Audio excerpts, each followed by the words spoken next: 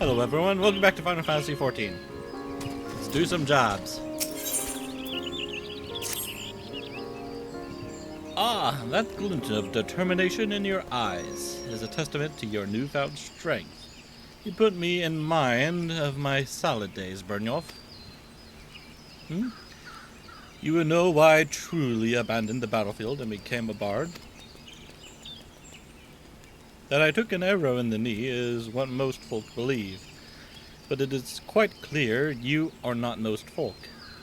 Very well, I shan't insult your intelligence with an untruth.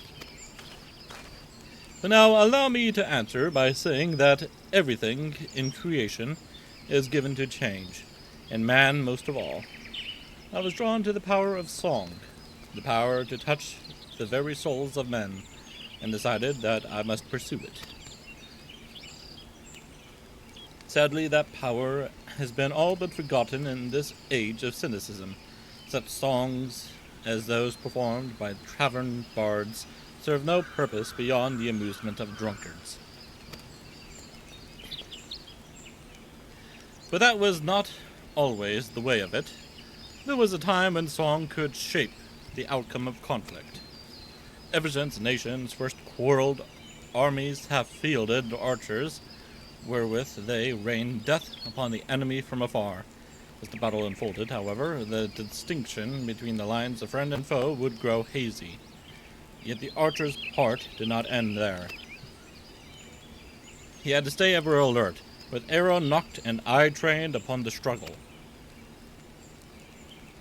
Even as his comrades fell, turning the earth red with their blood, the archer could ill afford to avert his gaze, lest that moment cost another his life.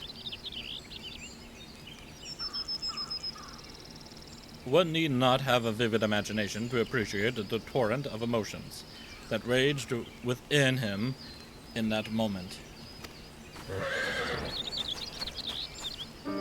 Nerves near to fraying, his breast fit to burst, the archer did the only thing he could. He sang. His bow became a makeshift instrument, plucked as an accompaniment. At first the archer sang only to still the roiling within, but his voice chanced to carry to his comrades. It inspirited those engaged in combat, lending strength to their sword arms. And to those who lay upon the precipice of death, it granted a measure of peace. Realizing the tactical potential of song, yet loath to set aside skilled archers for that purpose, armies began raising dedicated regiments of minstrels. But the members of such units were no warriors, Byrnjolf. Fair of voice and nimble of finger, these career minstrels could find a place in the hall of any lord. Yet they knew not of the burden borne by those who charge into battle, whose lot is to dance with death and sup on pain. So their songs rang hollow, holding no power over the hearts of men. In eastern Lunacia, spirits are said to haunt the trees of Raincatcher Gully. I would ask you to travel there and await the emergence of these specters. Through force of arms, you are to release the spirits from their tormented existence, and in the doing, ease their unfathomable suffering. With such a deed might you draw forth an ancient melody from the soul of the bard. You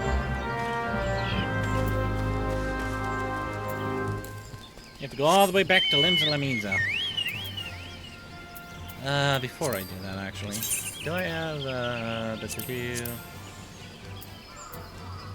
I do. I'm gonna have to buy more of these. I don't know when Sky will be back on.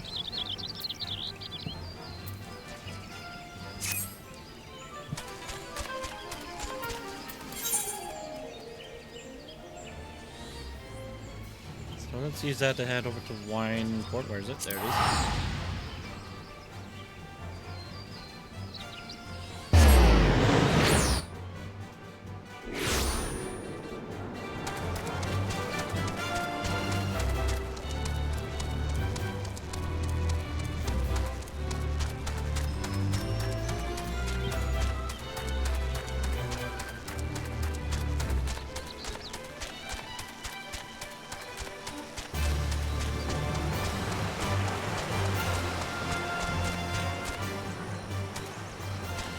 That's a bummy. Don't mind me.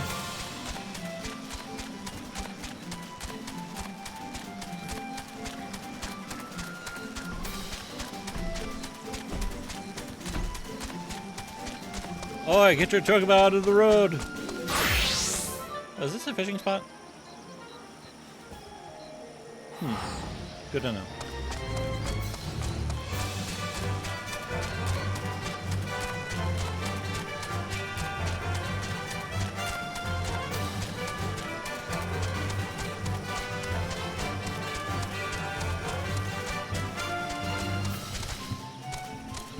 Yeah, I need to get up here somehow.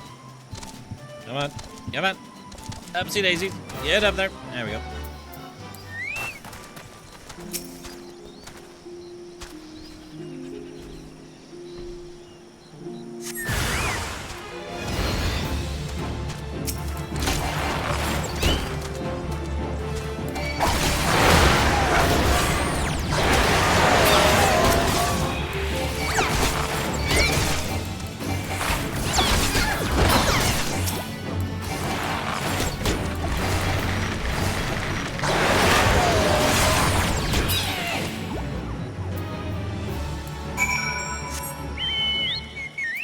Quarry mill.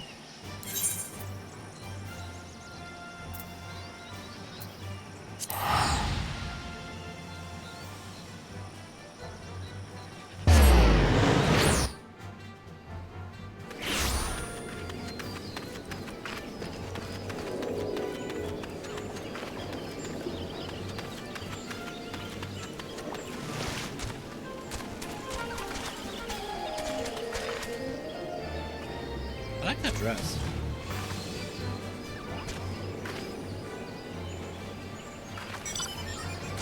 Yeah, that's a pretty nice dress.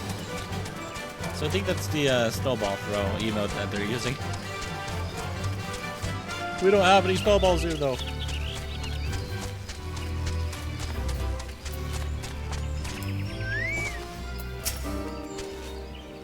Welcome back, Byrnjolf. In your eyes, I see a layer of understanding, of regret, and of futility. And in your heart, it now echoes with the strains of an old song newly discovered. Embrace this song, and as you play it in battle, shall ever more powerful emotions beset and temper your soul. When your stock of tales has grown, pray return and regale me with stories of your adventures.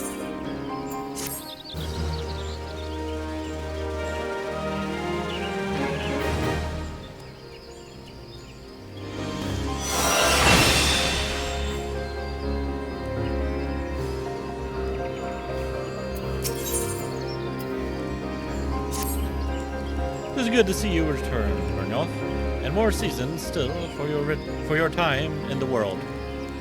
Call me a spoony bard, but as a man in the winter of his years, it gives me great joy to observe an adventurer in the spring of his life. This is an odd time for recollection, but it was a spring day when a bard first came to my hometown. He played the most sorrowful chords, even as his words tantalized the ear like the breath of one's first love. Many a maiden's heart was stolen during his visit, and doubtless more besides.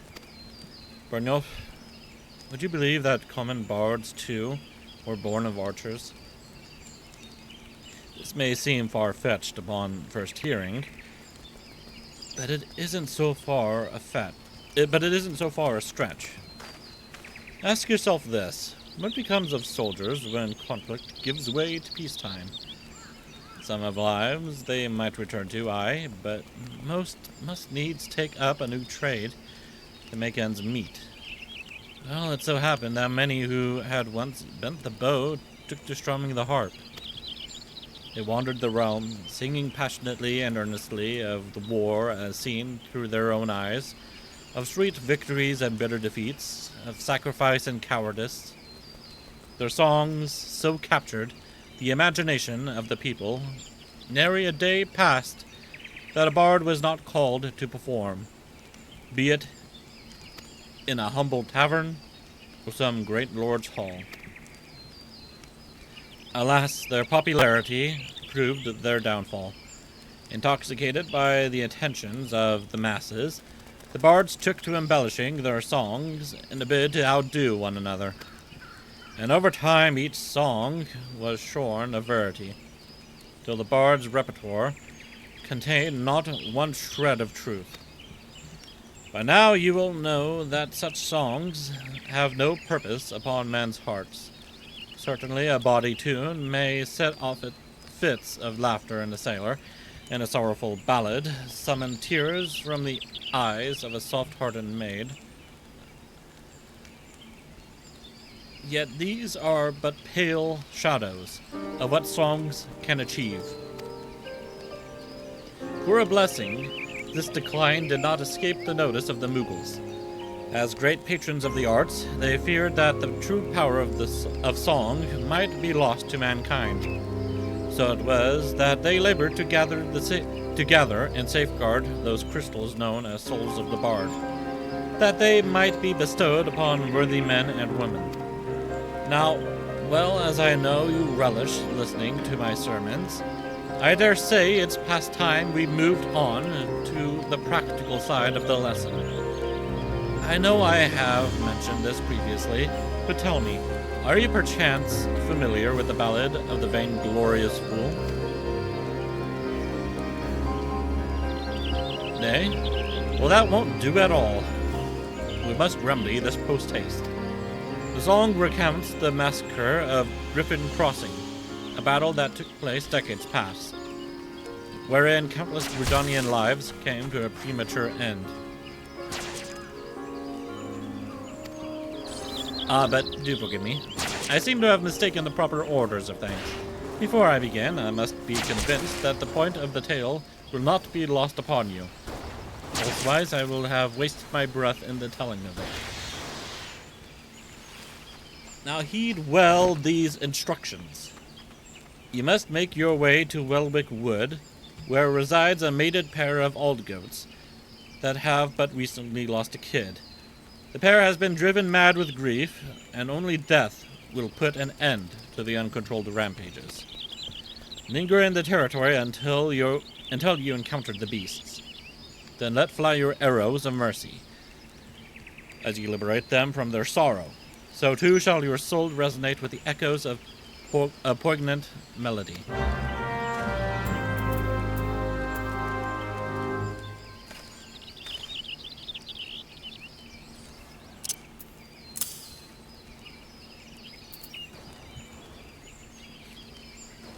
Bit of an itch here. Hang on. There we go. So, where am I going here? Okay, I'm going to Lanolin? Alright, if you say so.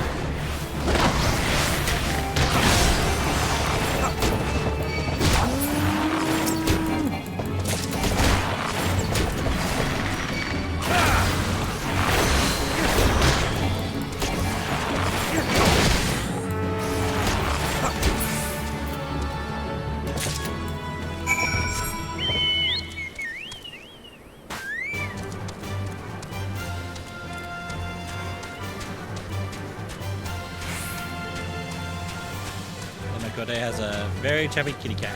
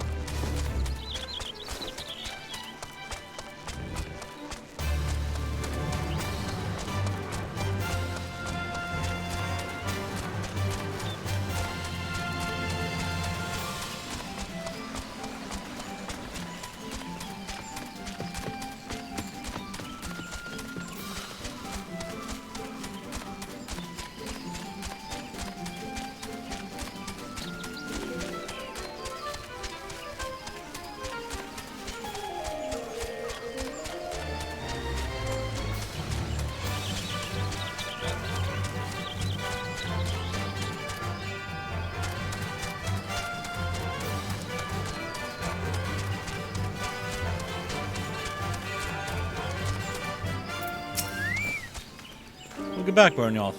I can almost hear the cries of mourning that have seared themselves into your soul. That you remain unbowed by such anguish is a testament to your spirit's fortitude. Yet even as your heart swells to contain these new experiences, you must not neglect your skills with the bow. A resilient heart must needs have a robust body in which to beat. Once you have trained both to equal strength, then shall I perform for you the ballad of the vainglorious fool.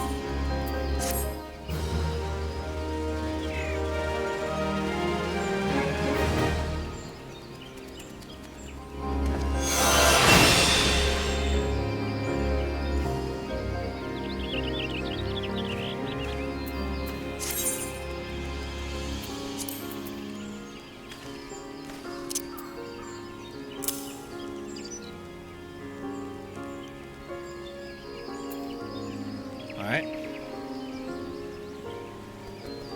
And that's it of the bard.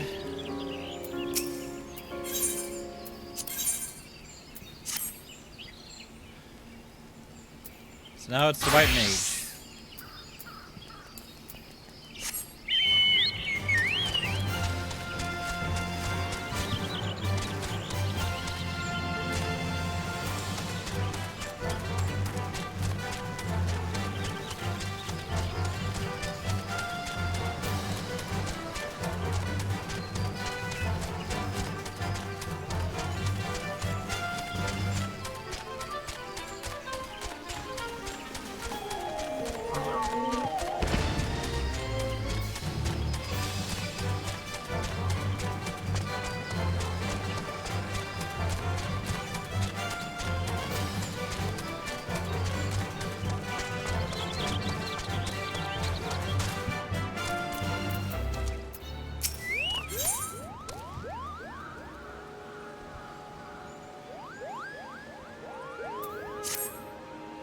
Ah, Byrnjolf, looking ever more the white mage, I see, and yet I fear you are as ready to perform the quieting as a chocobo chick is to carry a wood whaler clad in full plate.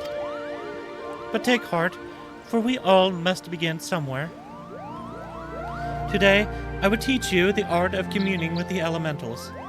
This is, by any measure, the very foundation of our art, the means by which we preserve harmony between the forest and our people. Not far from Sorel Haven, you shall find a tree, a mere sapling in the shadow of the guardian tree, but one that has likewise been consumed by anger and fear. I would ask you to placate this tree. The process is quite simple. Stand before the tree and raise your hands.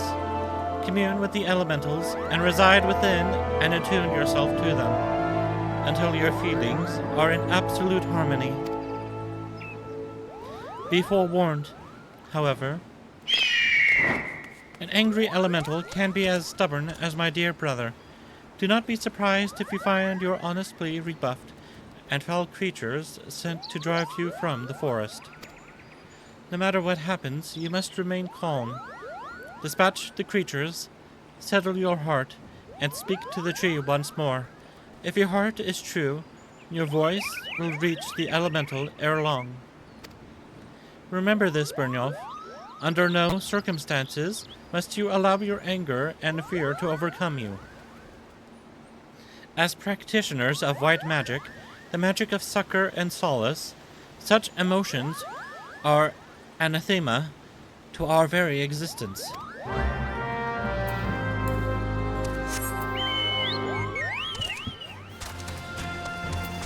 Okay, is this in North Thanalan? Thanalan, excuse me. And North Shroud. No, it's in the Central Shroud.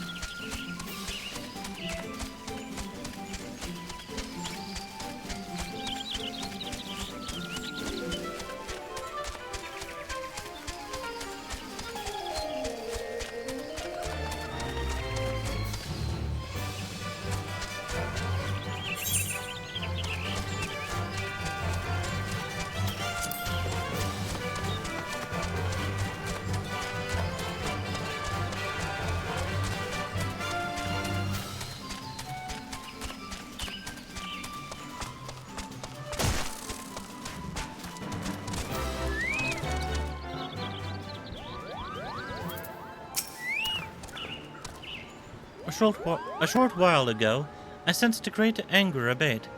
The forest is quieter, more welcoming now. It would seem you have passed your first test, Byrnjolf. The trees are the elementals are the trees. The lush verdure of the wood is inseparable from the spirits that dwell within it. But you do not need to hear this from me. Doubtless you felt it for yourself when you healed that tree. Above all else, the elementals prize harmony. When they sense a threat to harmony, they summon forth all the powers at their disposal to expulse it. For so long have we lived in peace with the elementals. Why now do they turn against us? I can offer no answers, only theories. But one thing is certain. We must quell the Great One's fury, and do it soon, lest Britannia bear the full brunt of the forest's wrath. To soothe the forest's wounds and restore harmony, that is our duty, as mages of the White, and it is a responsibility that transcends race or nation. I sensed your success in soothing the ailing tree, and am more certain of this than ever. Sadly, many cannot see past established practice and tradition, my dear brother among them.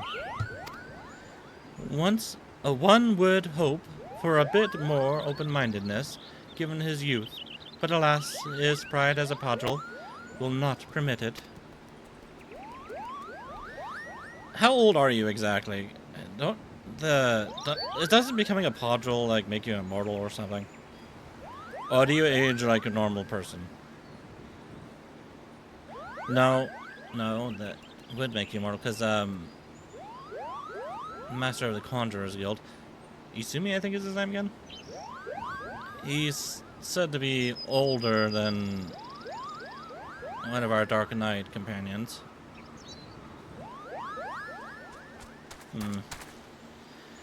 That is a question.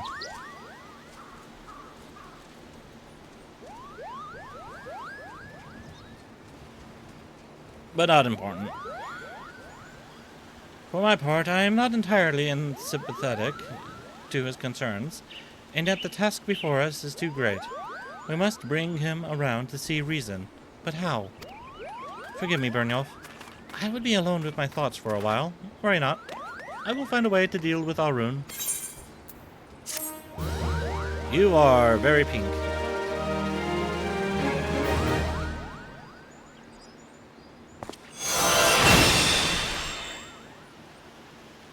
So we have regen.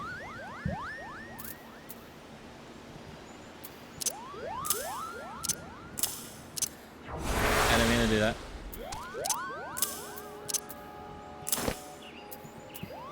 There we go. So, the reason why I have my skills like this is I don't know what skills I'll have in the future. I don't know if I'll have more attacks. But, I just want to separate my attacks from my heals and from just like, normal stuff that, like reduce spell cast time and, quickly dash. I just want to keep them all separate.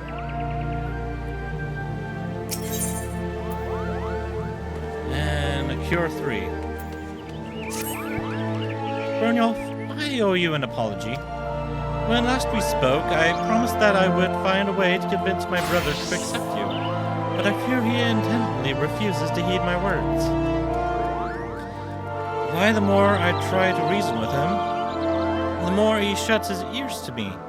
Old pride and no common sense, that one. I can scarce believe we are kin. So intent is he to prove that you are unneeded, that he dashed out into the forest all alone, boasting that he would placate every last elemental and save the forest all by himself. God, he is a child. Needless to say, you know, that might actually be a really bad thing when it comes to the Padril immortality. Because, are they going to age beyond what they are right now? Like, are they going to be, like, Kane Senna? Or are they stuck like this forever.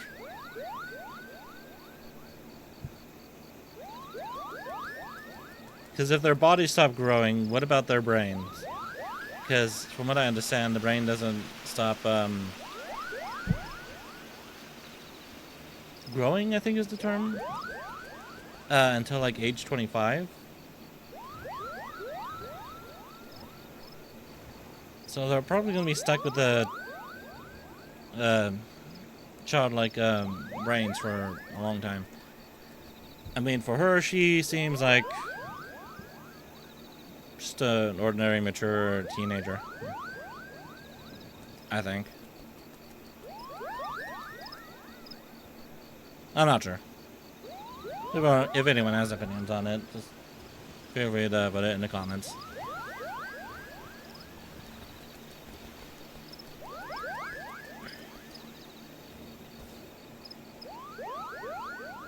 My hair keeps getting in my eyes. Anyways. Needless to say, such a task is far beyond his powers. There's a part of me that would like nothing more than to see the foolish boy learn his lesson, and yet, as his sister, I fear for him. Would you go look after him, Byrnjolf? Sincere or no, he is in many ways still a child, and the forest grows ever more unsafe these days. I thought to go myself, but if you were to save my brother from his own recklessness, perhaps he might finally see how fatuous he has been. When last I spoke with him, he announced his intentions to begin his efforts in the Bramble Patch. With any luck, you might still find him there. Now please go in haste, before some ill fate befalls him.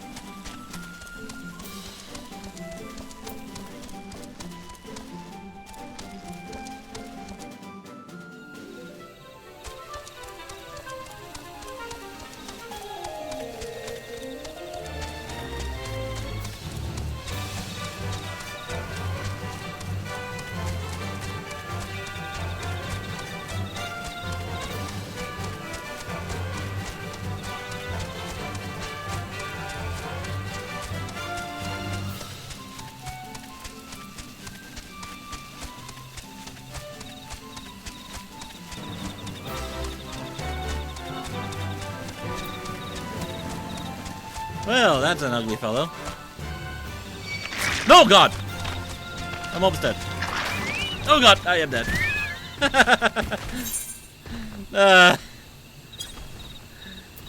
Oh, no.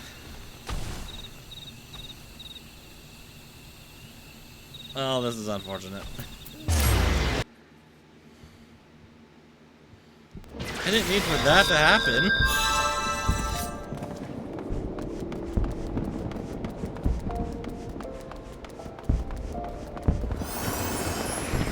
And all my ether is gone. That's not good. I have a repair thing around here. Oh, that's pretty cool.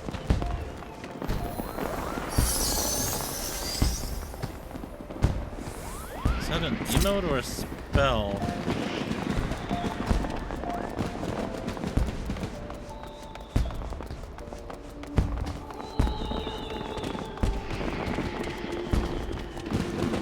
Well, I feel very foolish for what I did there.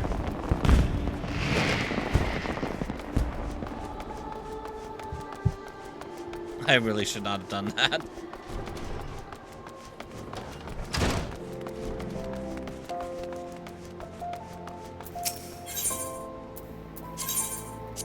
It's just I feel like I got close to them in the past and didn't have to worry about them fighting me, but...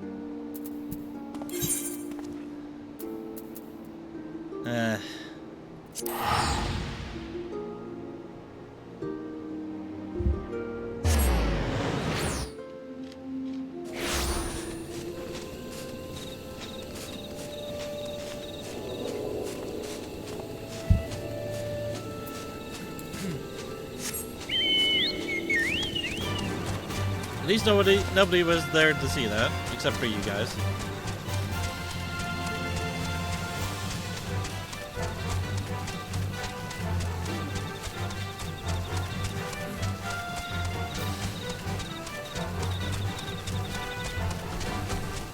Okay, give that guy a wide berth.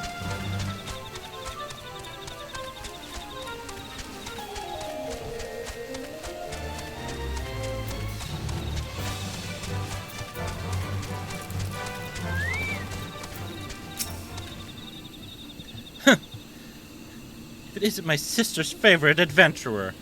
Come to show me up, have you? Well, you can march right back and tell sister that I am doing just fine. I am only resting. Even if I were hurt and unable to placate this tree, what could a run-of-the-mill adventurer like you do about it?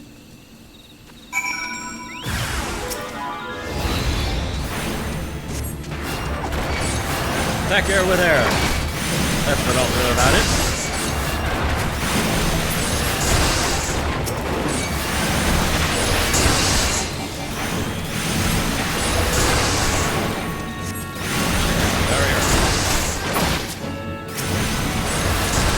And I forgot I'm a healer.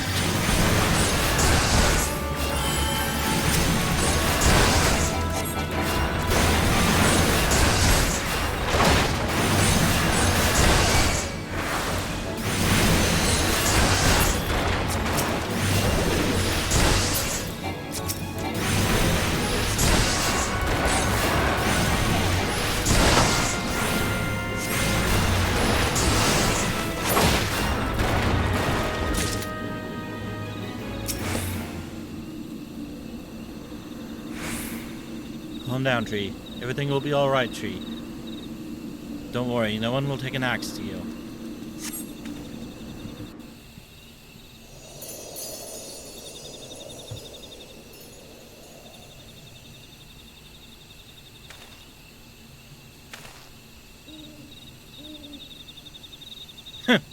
Beginner's luck.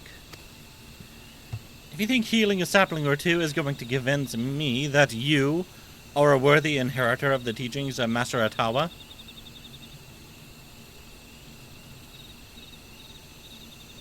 Arun, you yourself do not believe those words. Sister, what are you doing here?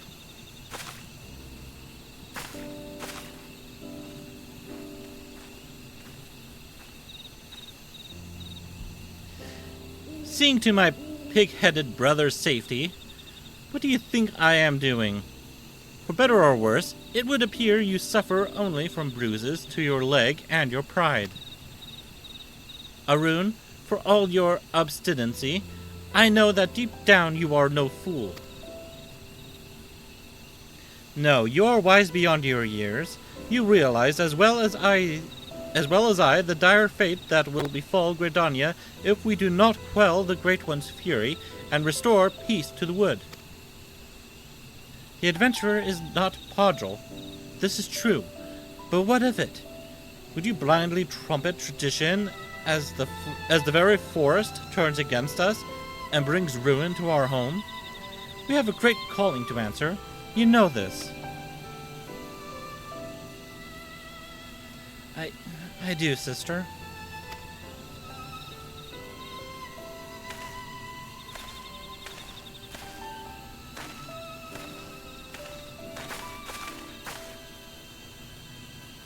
Oh, my dear Arun. What are sisters for, if not to forgive their little brothers' fits of folly? Now, Byrnjolf, I believe the most important task of all still awaits us. Let us return to Camp Tranquil.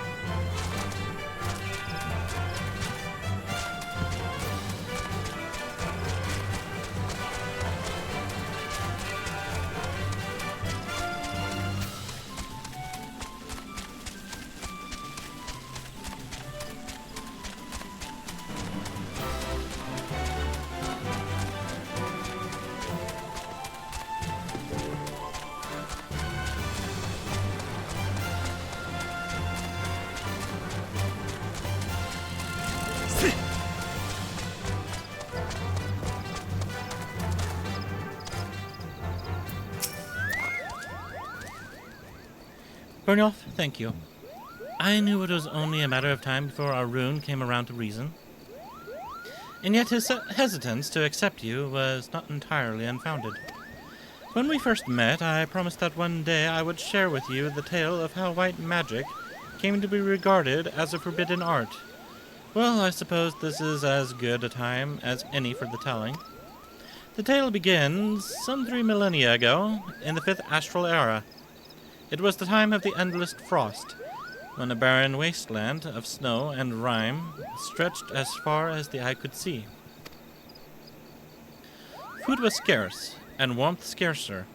The histories hold many a grim tale of those who died in their beds, starving and benumbed.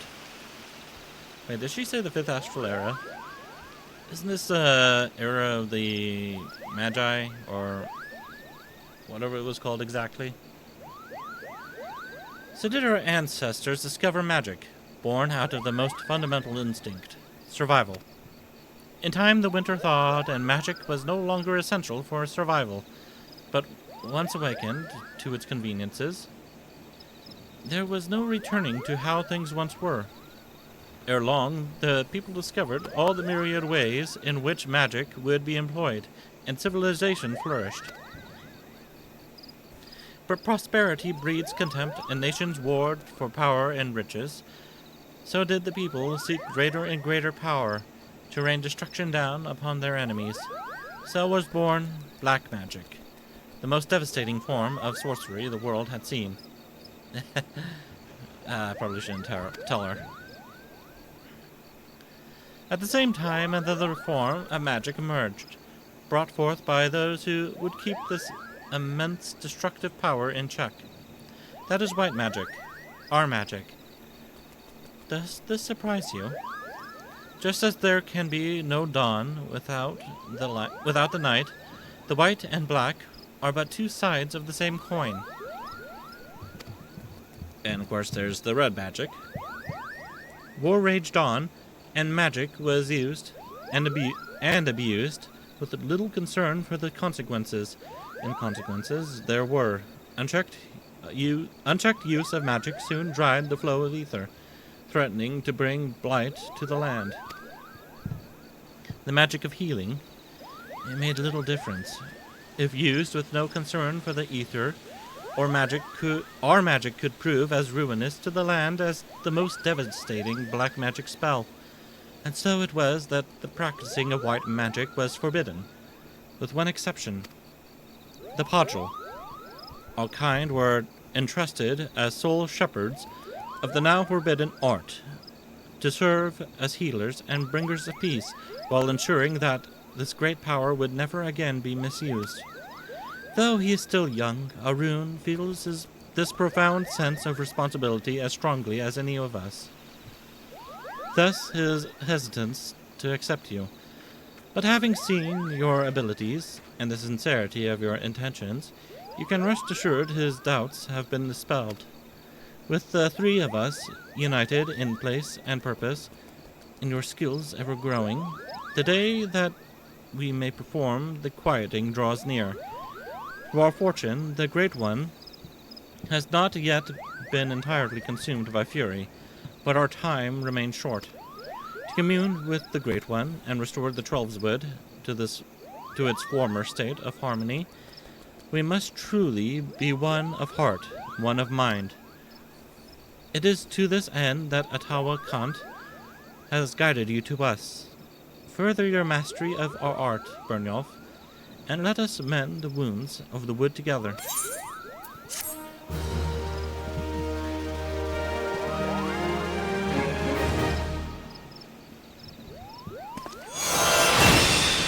Feel like I want to sneeze.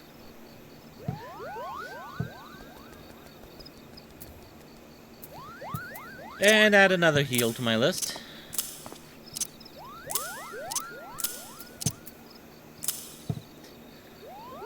Cure 1, Cure 2, Cure 3.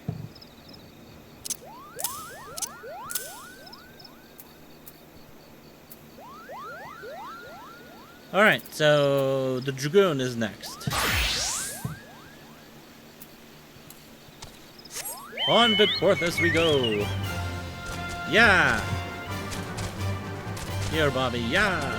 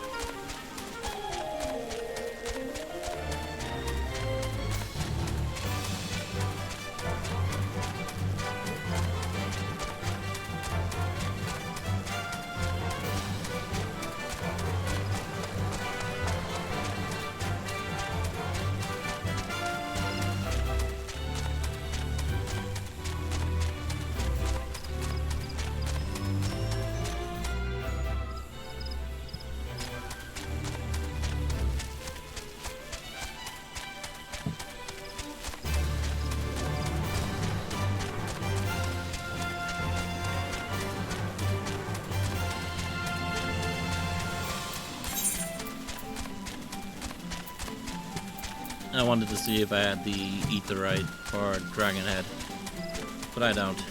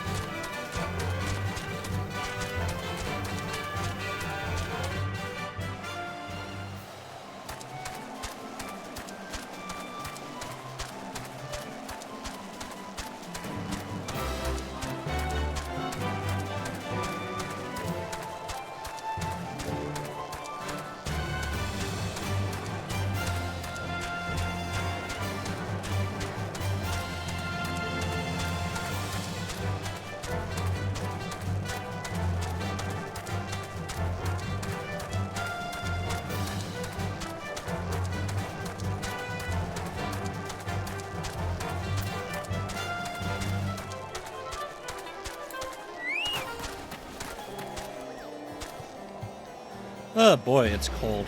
I should really put on an undershirt. But nah, I'm okay. Oh, hang on a second.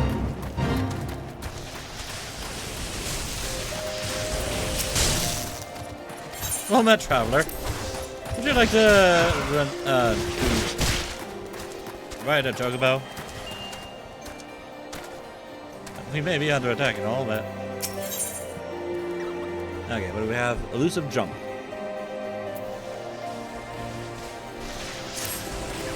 It is pleasing to see how readily the dragon stirs within you. You show great potential, Byrnjolf, a potential that may well prove the difference between victory and defeat. Estinian is no ordinary dragoon. Even when set against the legendary Azures of age past, the man is considered second to none. Such is his prowess. In fact, that the day he was chosen by the Eye, it was proclaimed that Haldreth, the Dragon's Eye, had been reborn. I mean not to disparage your skills, Byrnjolf, but to pursue Estinian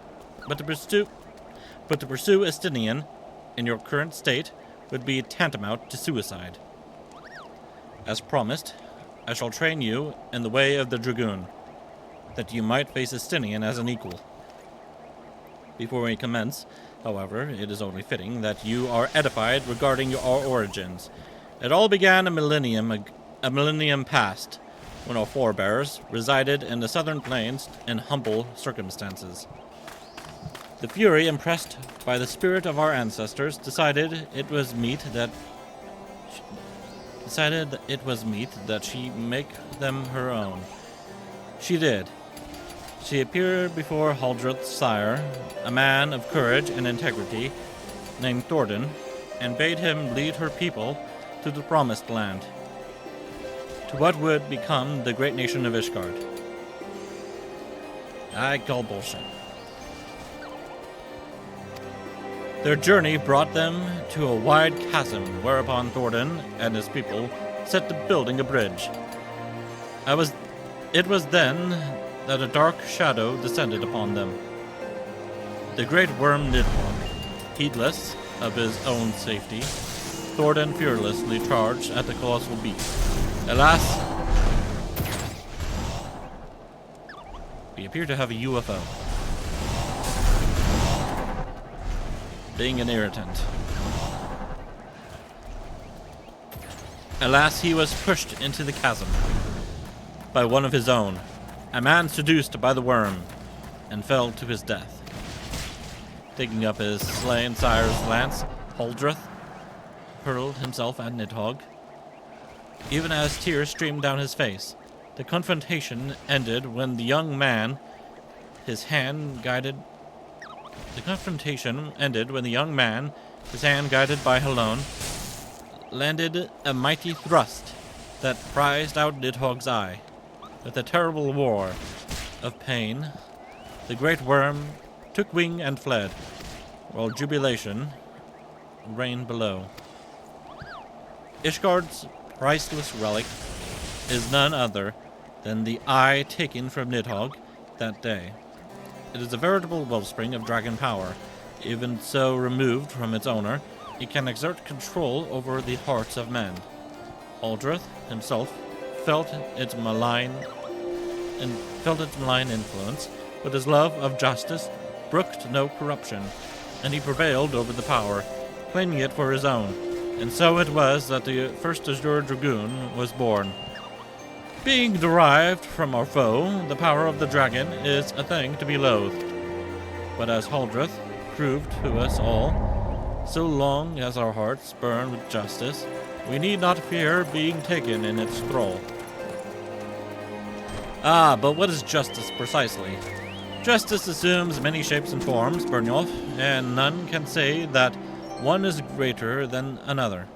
So long as you hold fast to your beliefs and stay true to yourself, you leave no room for the power of the dragon to master you.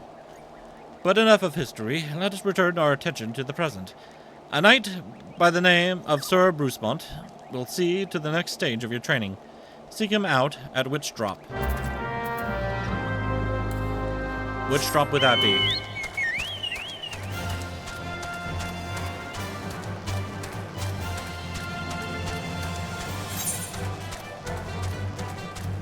Yeah, boy, a lot of quests here.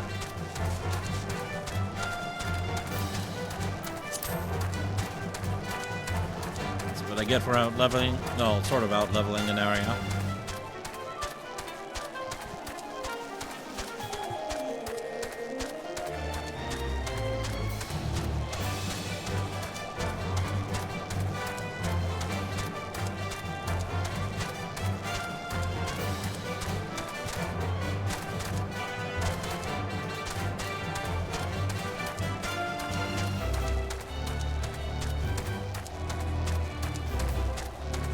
Well, I guess while I'm here, I can grab the ether, right? And maybe this chocobo over here? Yeah.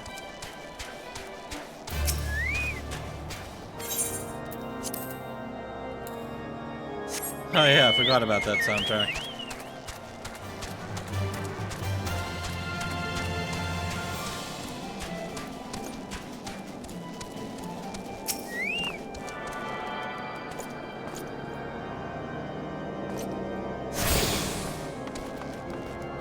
Something kind of haunting about this music.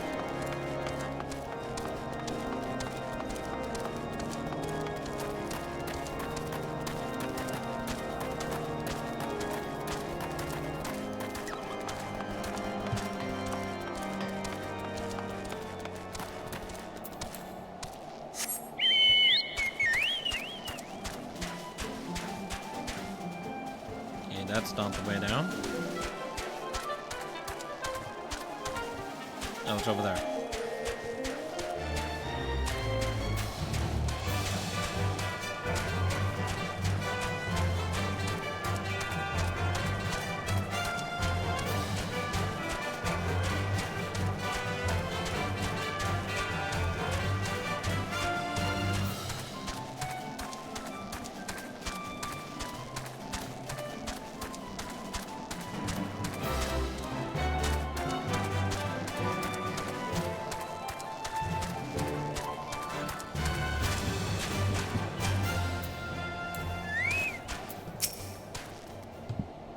So the adventurer seeks to become a dragoon. Ha!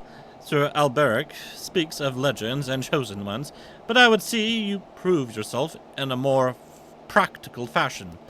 With your lance, defend yourself! And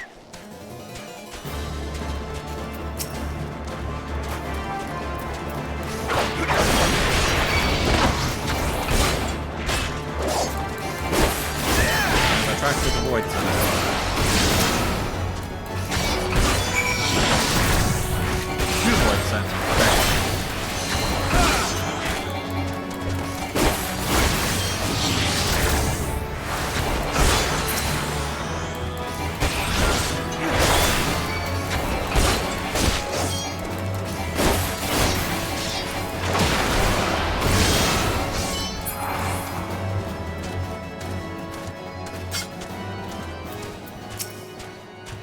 You have some skill. I will give you that. In the glow of your soul crystal, perhaps Sir Alberic was not wrong about you after all. Now return to him. Your training here is complete.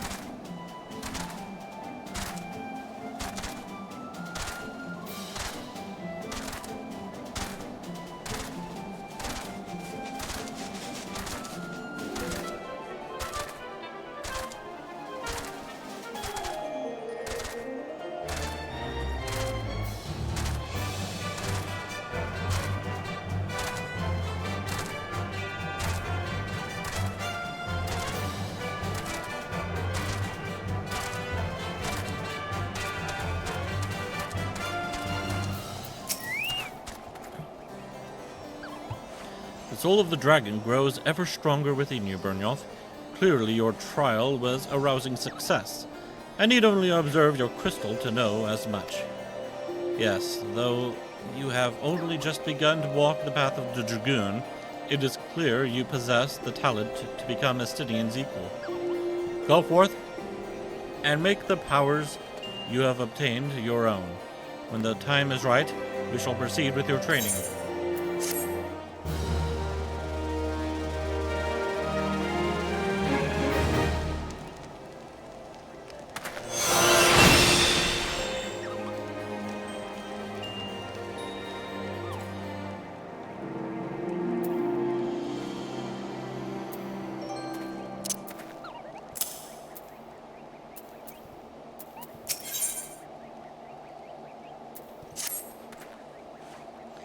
You grow ever stronger, and I speak of more than just the flesh. You are slowly but surely realizing your potential as an Azure Dragoon. It is heartening to look upon. Though I must confess that my presiding feeling is one of relief. You must understand the mere thought that the eye would choose an outsider, one who ill comprehends the threat posed by the dragons, filled me with the gravest of misgivings. Yet you have... but I shall say no more, lest flattery impede your improvement. Now, during our last lesson, I enlightened you regarding the origins of dragoons. You will recall how Haldreth heroically triumphed over the great worm Nidhogg, and Ishgard came into possession of the eye. Tell me, Byrnjolf, do you believe that these events truly transpired? Or are you inclined to think them fairy tales? I ask you this because few folk have seen dragons in the flesh besides we Ishgardians, and most would as soon dismiss them as products of the imagination. Unless dragons are no less real than you and I, with Nidhogg perhaps the most real of them. In the course of its history, Ishgard has suffered the creature's wrath on 8 separate occasions. Each time the great worm rouses, the blood of countless Ishgardians is spilled.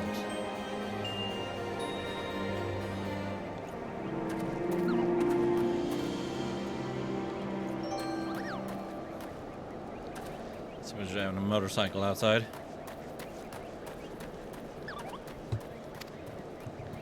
Let us revisit the past once more. The time is 20 summers past, and the place Dravania.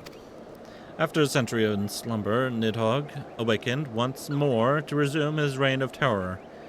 Entire villages were razed to the ground, their inhabitants reduced to smoldering ash.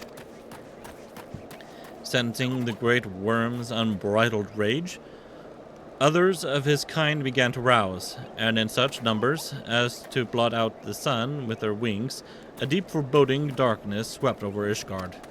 Raging infernos, painting the belly of the sky an angry red, the agonized screams of innocents fading into deathly silence. In my station as the Azure Dragoon, I was there through it all, bore witness to all the horrors. But there was no time to offer even a silent prayer. Nidhogg lingered in one place, only long enough to lay it to waste. And when he took wing, so too did I pursue him. A man possessed. This game of cat and mouse continued for what seemed an eternity before I found myself face to face with the great worm. The battle unfolded in a tiny settlement on the edge of Porthos, raging on for 3 days and 3 nights, with neither side able to gain a decisive advantage. Remaining on my feet by sheer force of will, I realized that it must end now, else it shouldn't end well. Marshalling my last ounce of strength, I wagered all on a single thrust. My lance struck home, burying deep in the ruin of my opponent's empty eye socket. Yet, before I could withdraw my weapon, the worm lashed out wildly in its agony, dealing a blow that left me sprawled upon the scorched earth, nigh insensate. In that instant, I thought myself surely doomed, but alone was not finished with me. Having lost the taste for battle, Nidhogg left loose a blood-curdling roar before fleeing to the sky. The battle was over. Well, I did not perish from my injuries. They rendered my body unfit to bear the power of the dragon, and I was Azure Dragoon no more. Lying bedridden, my thoughts wandered to all the innocent lives that had been lost, the people I had failed to protect. The last conflict with the dragons of Dravania left countless orphans in its wake. Estinian is one of them, the sole survivor of Byrnjolf, the final village to suffer Nidhogg's wrath. With none left to care for him, I did the only thing I could. I took Estinian as my own son, instructing him in the way of the dragoon when he was of an age to learn. Yet I would not have you think me noble. My actions were born not of compassion but of guilt. My guilt at having failed him. But alas, I have also failed him as a father. What manner of man did I bring him up to be? A thief who would endanger the life of every one of his countrymen? Ah, you heard me right. All of Ishgard may suffer for his crime. Though we know little and less of the minds of dragons, it is conceivable that the disturbance surrounding his stolen eye will rouse Nidhogg to awaken once more. That his kin have already stirred from their slumber serves as fair warning of that. Time is not on our side. Fortunately, it would seem you are more than ready to embark on your next trial. Make your way to Witchdrop, where the knight Hustine? I really need to figure out how to pronounce these words. Awaits your arrival. My nation is depending on you, Byrnjolf. Especially since this is going to be a character that comes up by continuation of the Dragoon jobs in Heaven's Ward. And after. Well, I think after. I haven't really done the jobs during Stormblood.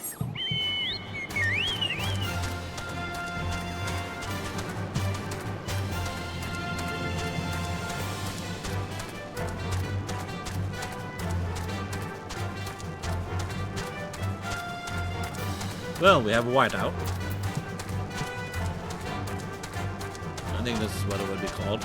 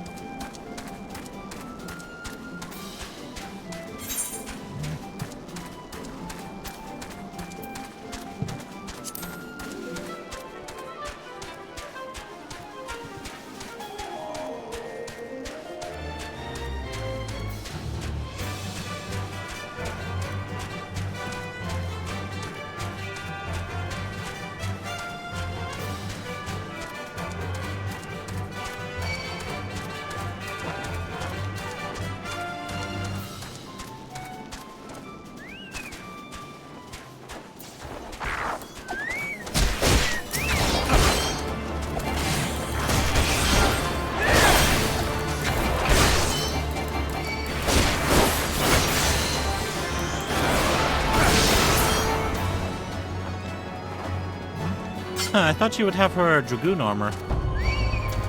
Oh, goddammit. Leave me alone!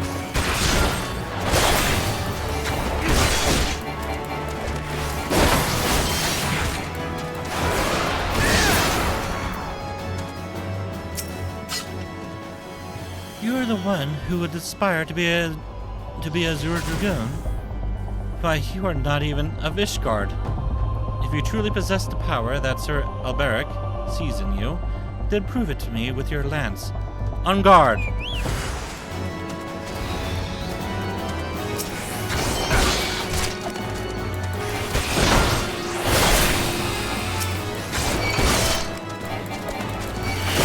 What are dire mines stemming through?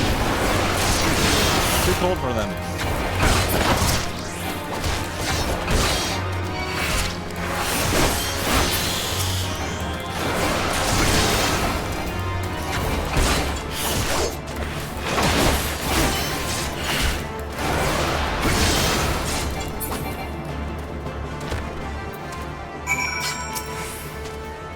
That strength. I have not seen its like since Estinian himself stood before me. Mayhaps Sir Alberic has the right of it, after all. Return and show your crystal to him. I have no doubt he will be pleased.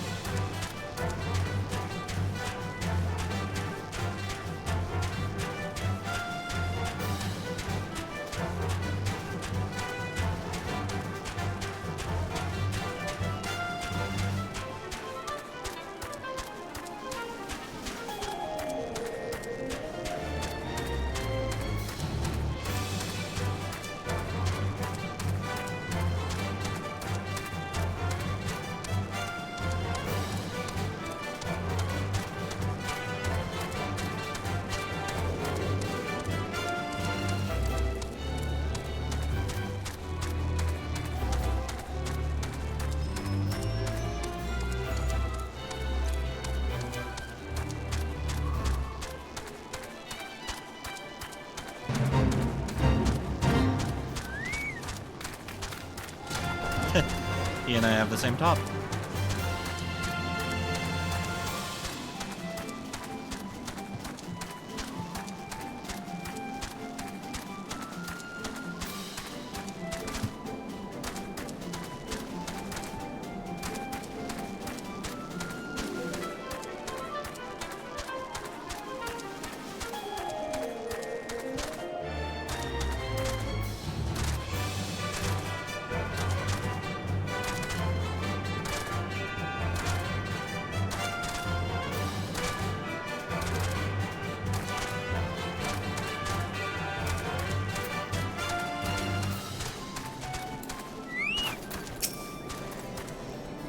You have passed yet another trial with flying colors, Byrnjolf.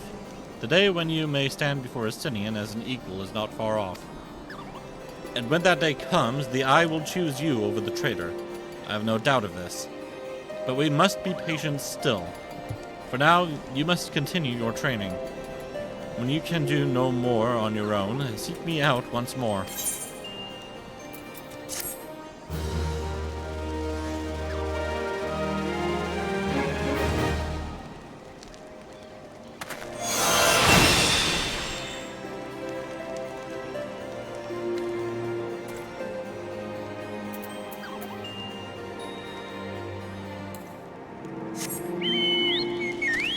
Alright, all that's left is Rulda.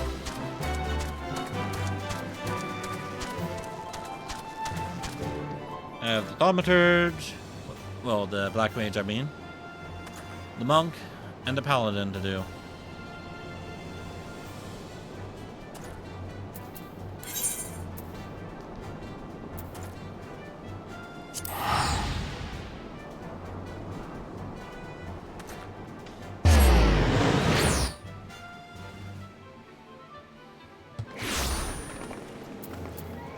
Start with the... Oh, you know what I forgot to do? Ingridania. I forgot about the summoner. Oh, okay. Oh, sorry, I just smacked my mic. Oh, I am a complete idiot. Hang on, Amitra, I'm coming.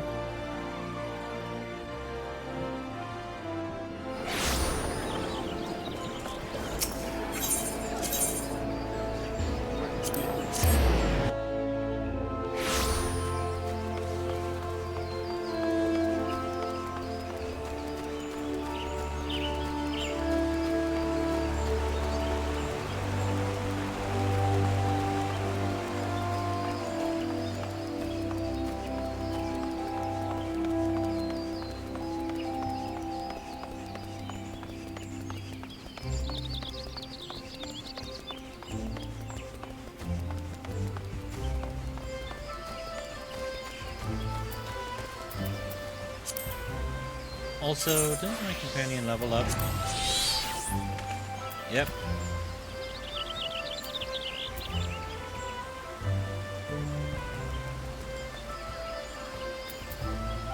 So I can either increase the HP,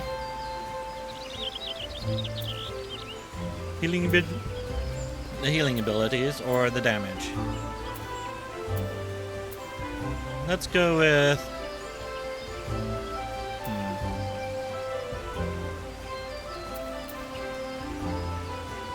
Let's go with this.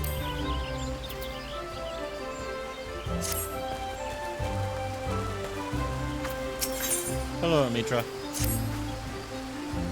Titan's essence infuses your aura, Byrnjolf.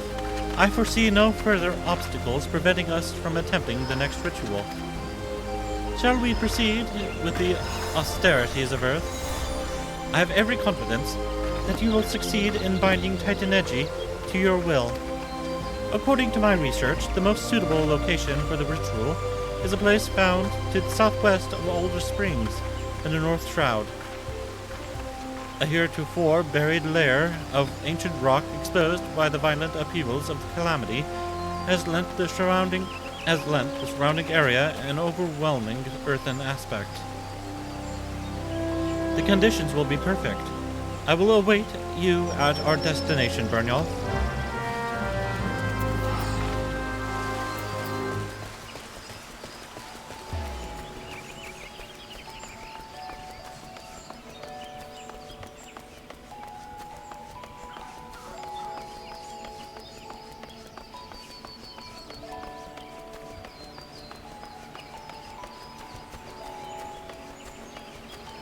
I really wish I knew who that's supposed to be.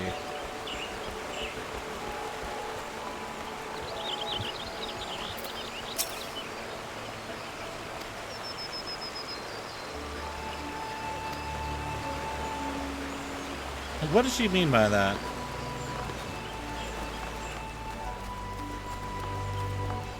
Is she like being... Is she like being flirtatious or something? And then immediately get cold feet or something? I don't get it. Or did she recognize me from somewhere?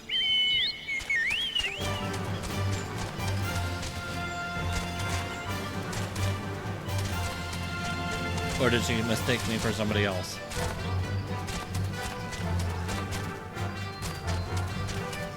I want to know!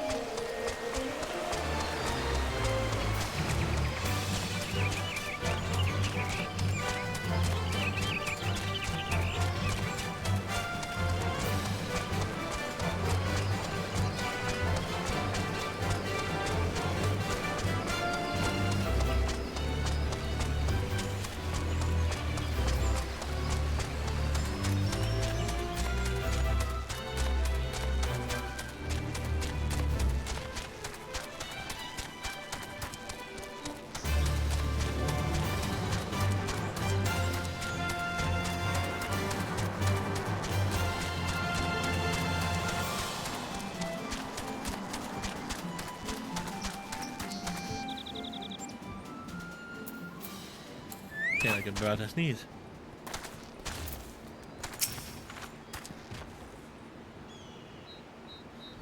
The ritual you are about to perform is essentially no different from the austerities of flame. Instead of fire, however, you will be concentrating on shifting your etheric balance towards the spectrum of Earth. Once you have achieved the required state of earthen affinity, the primal's captured essence will tumble forth and coalesce into the stony form of Titan energy. As before, you must demonstrate unflinching authority if you would convince the newborn avatar to heed your commands. Let us begin.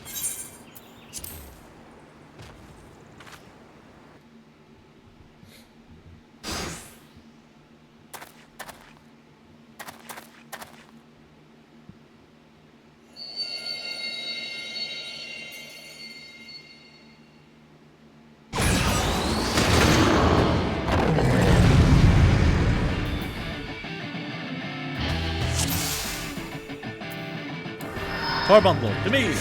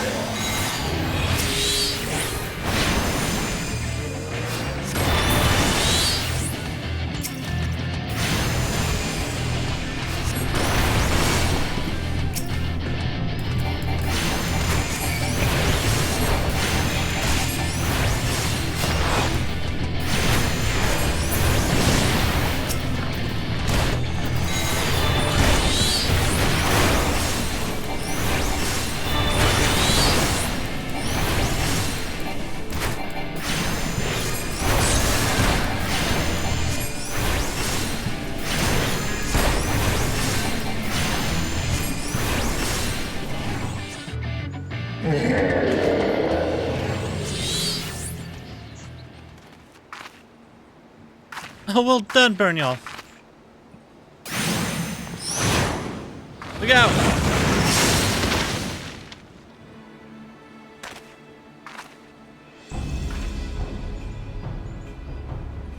I come in search of Allegan relics, and what do I find but a pair of incompetent dabblers? By what jest of fate did you chance across such undeserved power? And who might you be, sir, to so boldly question our accomplishments? If you have indeed unlocked the secrets of summoning, then you must be in possession of the very treasure I seek. How terribly convenient. I need only slay you both and take what I need from your bloody corpses.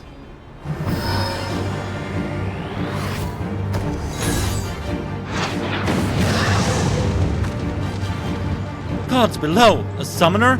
But how?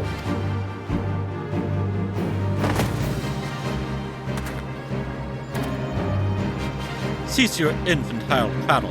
The continuation of my divine work far outweighs the worth of your pitiful lives.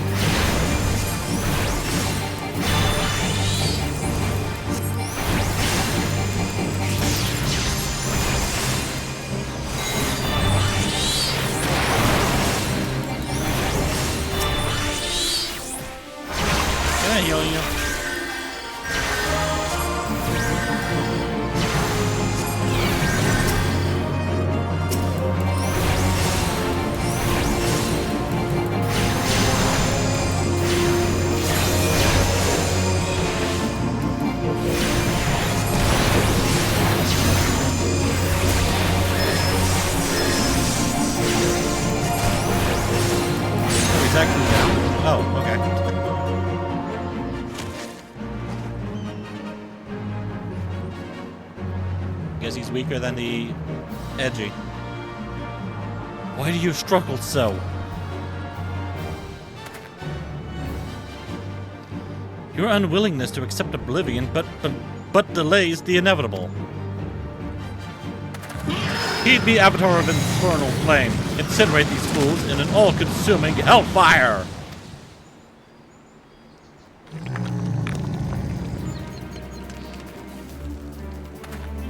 What?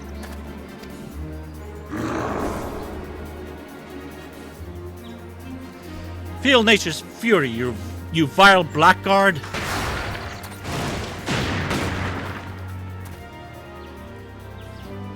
I'm tired of this childish game. Thank your gods for granting you another day of miserable existence.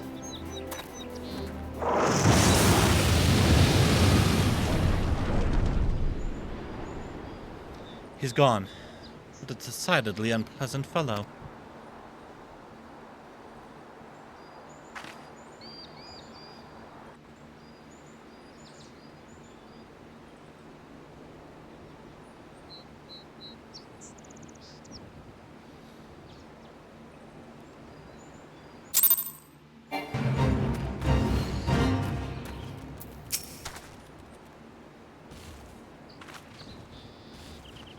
Hello there, person with what looks like wolf ears. Nice outfit. Well, I suggest we return to Apkolu Falls. I have no desire to linger here and chance another encounter with whomever that deranged mage was.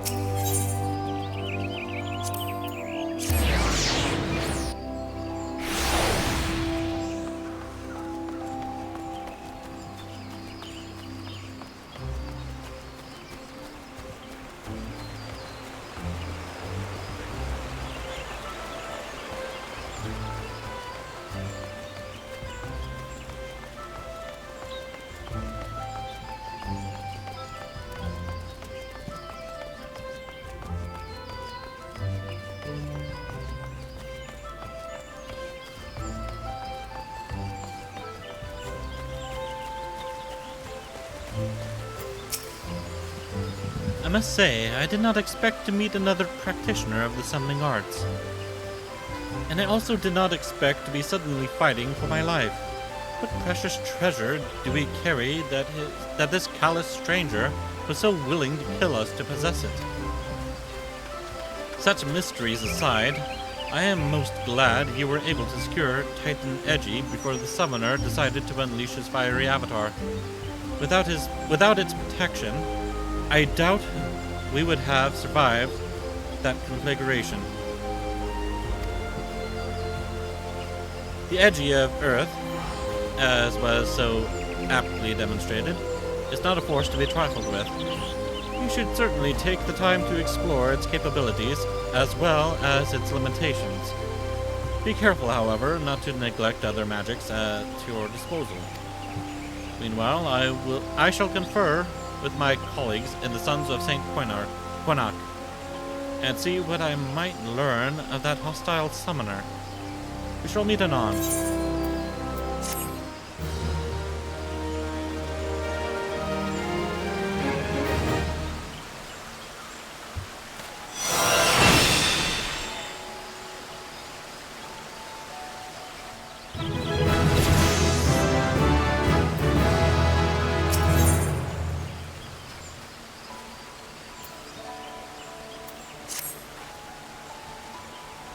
How fared you with your training, Byrnjolf?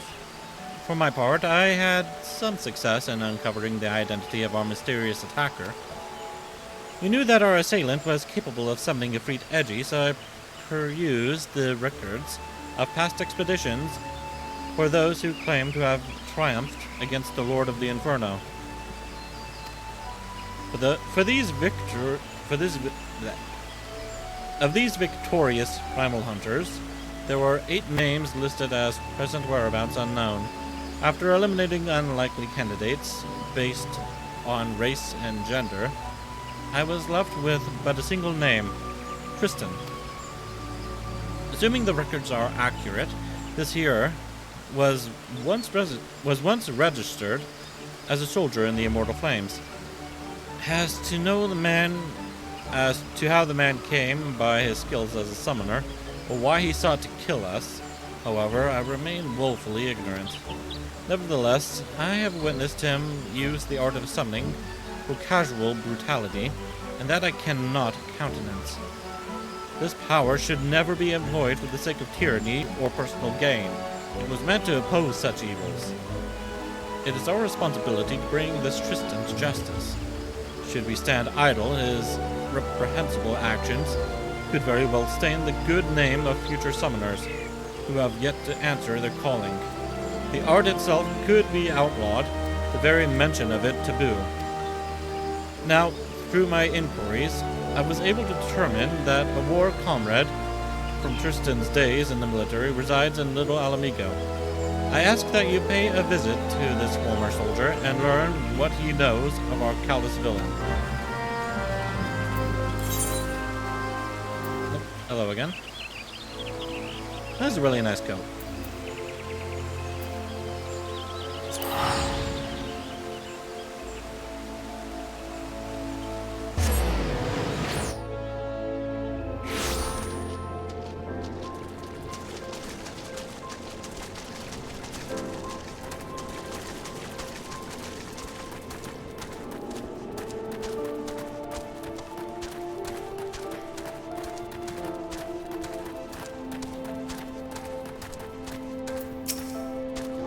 Well, it seems like Tristan wasn't telling tall tales after all.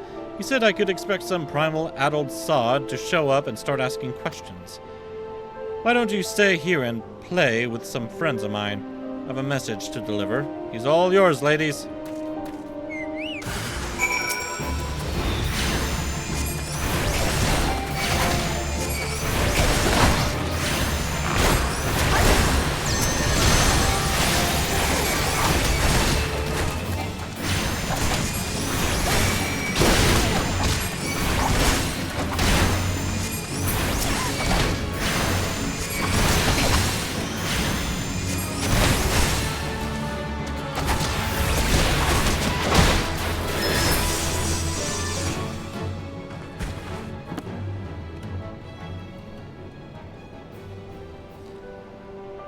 Okay. Back to Gridania.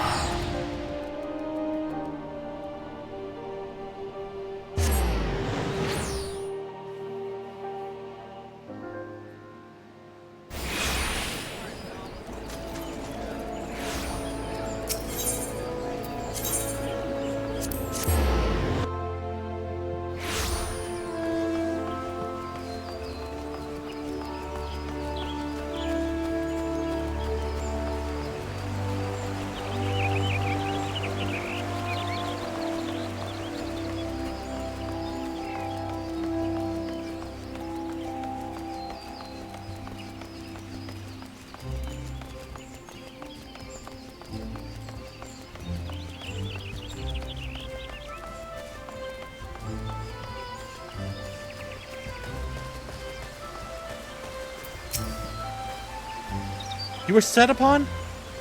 The fiend is one step ahead of us. I'd wager 10 years of dig site findings that Tristan warned his old allies long before he set foot in that settlement.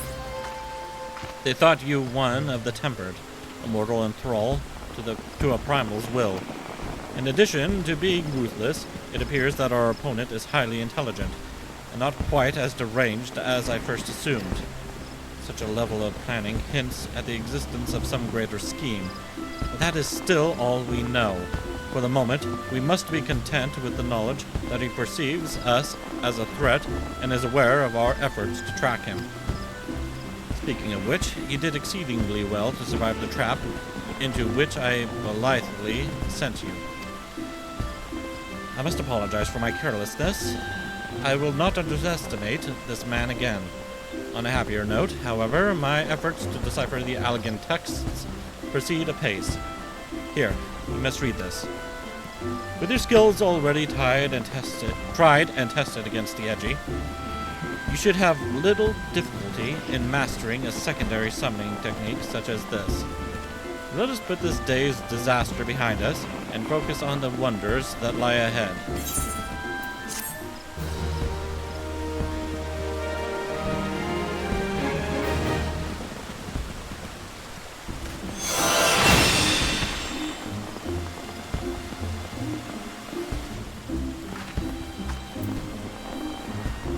Alright, and that was all the drop quests for Gwydonia and Porthos. I'm going to stop right there. Thank you all for watching, and I will see you all next time. Goodbye.